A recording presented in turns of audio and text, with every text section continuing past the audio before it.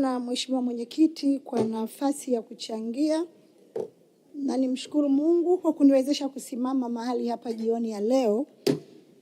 Kipekee pia nichukue fursa hii kuipongeza serikali yetu ya Daktari Samia Suluhu Hassan kwa kazi kubwa na nzuri inayofanya katika sekta hii ya mawasiliano na teknolojia ya habari.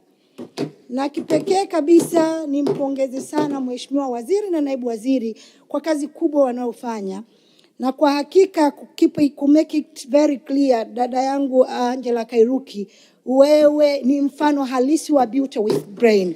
Sijawahi kuona mahali ambapo umewekwa na ukacheza chini ya kiwango. Unatupa fahari kubwa wanawake, ndugu zako tunaokuangalia, endelea kuchapa kazi. Na vile vile niwapongeze watendaji kwa kazi kubwa na nzuri wanazofanya kuhakikisha taifa letu linakwenda kunufaika na uchumi wa kidijitali.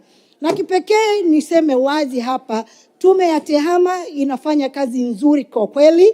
Ukilinganisha na bodi ya wahandisi, na namuona pale Mheshimiwa Ulega ananisikiliza.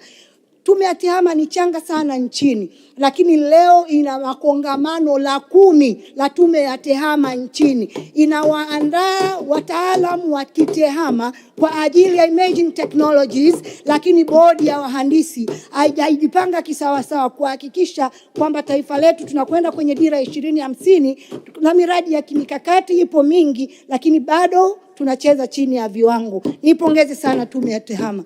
Mheshimiwa Mwenyekiti, vile vile nipongeze sana serikali kwa kazi kubwa inayofanya kwa kuanzisha initiatives mbalimbali ambazo zinapelekea tuende kwenye kuhakikisha tunakwenda kwenye uchumi wa kidigitali. Na nimeona mikakati ile ya 2024 2030.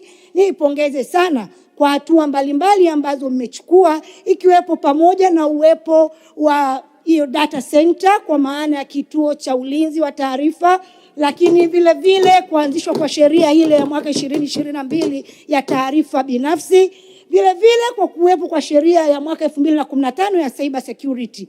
Lakini Mheshimiwa Mwenyekiti, lazima tukubali roho ya uchumi wa kidigitali ni taarifa.